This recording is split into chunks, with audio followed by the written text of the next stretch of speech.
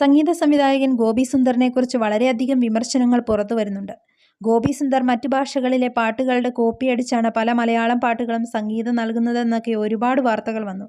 അതേസമയം തൻ്റെ ജീവിതത്തിലെ പേഴ്സണലായിട്ടുള്ള പല കാര്യങ്ങളും ഗോപി സുന്ദർ അഭിമുഖത്തിലൂടെ പറഞ്ഞു വയ്ക്കുവാൻ ഒരു മടിയും കാണിക്കാറില്ല.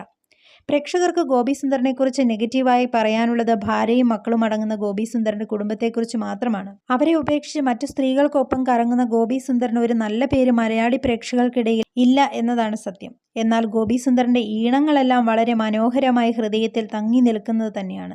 ഇപ്പോഴിതാ തനിക്ക് മ്യൂസിക് എങ്ങനെയാണ് ഡയറക്റ്റ് ചെയ്യാൻ സാധിക്കുന്നതെന്ന് ഗോപി സുന്ദർ പറഞ്ഞു വെക്കുകയാണ്. മുൻപൊക്കെ വിമർശകർ പറഞ്ഞതും ഇപ്പോൾ ഗോപി സുന്ദർ പറയുന്നതും തമ്മിൽ യാതൊരു വ്യത്യാസവുമില്ലെന്ന് ചില പ്രേക്ഷകരൊക്കെ പറയുന്നു. ഗോപി സുന്ദർ പറഞ്ഞ ചില കാര്യങ്ങൾ ഇങ്ങനെയാണ്.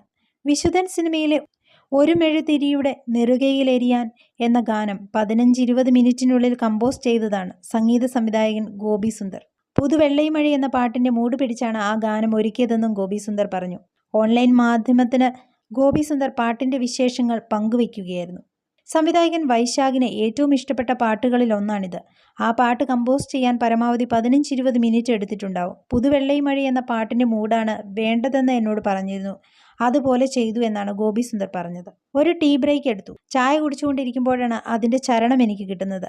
ഡയറക്ടർക്ക് ഇഷ്ടപ്പെട്ടതുകൊണ്ട് പെട്ടെന്ന് തന്നെ റെക്കോർഡിങ്ങും പൂർത്തിയായി. ഷഹബാസും മൃദുലയും പാടി. ബോംബെയിലുള്ള ഒരു ആർട്ടിസ്റ്റിനെ കൊണ്ട് സാരംഗി വായിപ്പിച്ചു. ഒട്ടും സ്ട്രെയിൻ ഇല്ലാതെയാണ് ആ പാട്ട് ചെയ്തത്. ബുദ്ധി കൂടുതൽ ഉപയോഗിക്കാതെ ഫീൽ ചെയ്ത് വേണം പാട്ട് ചെയ്യാൻ എന്നാണ് എൻ്റെ നിഗമനം. കേൾക്കുന്നവർക്കും ആ ഫീൽ ഉൾക്കൊള്ളാൻ കഴിഞ്ഞു. ഇപ്പോഴും ഒരുപാട് പേർ ആ പാട്ടിനെ കുറിച്ച് എന്നോട് സംസാരിക്കാറുണ്ടെന്നും ഗോപി സുന്ദർ പറയുന്നു. ഷഹബാസ് പാടുമ്പോൾ പാട്ടിൻ്റെ ആത്മാവിനെ നമുക്ക് ഫീൽ ചെയ്യും. മൃദുലയെ കൊണ്ട് വേറെ ഒരു ടോണിലാണ് ആ പാട്ട് പാടിച്ചിരിക്കുന്നത്. ഒറിജിനൽ ടോൺ വരുമ്പോൾ അത് മാറ്റിപ്പിടിക്കാൻ പറയുമായിരുന്നു. ഞങ്ങൾക്ക് വളരെ സ്പെഷ്യൽ ആയിട്ടുള്ള പാട്ടാണത്. 3-4 ദിവസം തുടർച്ചയായി ഷൂട്ടുണ്ടായിരുന്നു. സംവിധായകൻ അത്രയും രസിച്ചാണ് അത് ചെയ്തത്. അതിലെ കഥാപാത്രം ഒരു വയലിനിസ്റ്റ് കൂടിയാണ്. അപ്പോൾ കുട്ടിക്ക് വേണ്ടി ഒരു താരാട്ടുപാട്ട് വേണമെന്ന് പറഞ്ഞപ്പോൾ എന്തുകൊണ്ട് ഓമന തിങ്കൾ കിടാവോ ആയിക്കൂടാ എന്ന് ചിന്തിച്ചു. കമ്പോസ് ചെയ്യുന്ന സമയത്ത് ഈ പാട്ടിന് ഓമന തിങ്കൾ കിടാവോ എന്ന ഗാനവുമായിട്ട് യാതൊരു ബന്ധവും ഉണ്ടായിരുന്നില്ല. ആ ഏരിയ പല മ്യൂസിഷ്യൻസും ഇപ്പോഴും എന്നോട് ചോദിക്കാറുണ്ട്. പാട്ടുണ്ടാക്കാൻ പറ്റില്ല, അത് സംഭവിക്കുന്നതാണ്.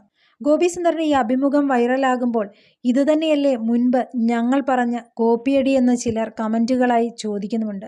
ഗോപി സുന്ദർ തീർച്ചയായും ഇതിനൊക്കെ മറുപടി കൊടുക്കുമെന്ന് തന്നെയാണ് ഗോപി സുന്ദറിനെ സ്നേഹിക്കുന്ന ആരാധകർ പറഞ്ഞു വയ്ക്കുന്നത്.